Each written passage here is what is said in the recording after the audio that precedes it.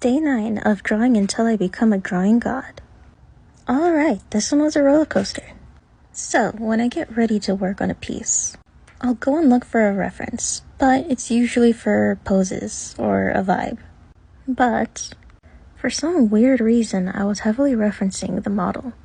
And because of that, I kind of struggled a lot when it came to the sketching part.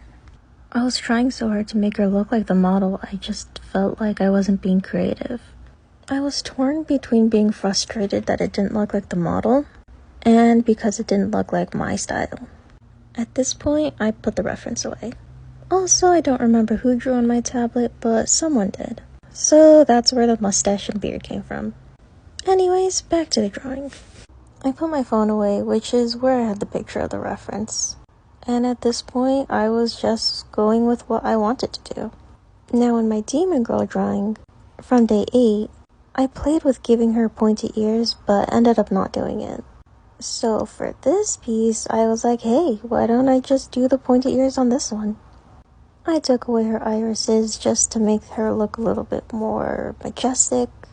I spent a really long time doing her hair, but honestly, it's worth it, and I really like it. Something about doing hair is just kind of therapeutic. Working section by section and then seeing it all come together at the end. It's definitely my favorite part of drawing.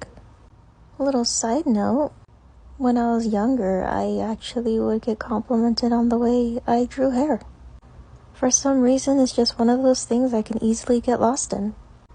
But enough about hair. I really like the method that I used in day 7, where I kind of work in grayscale and then put the color on top of it.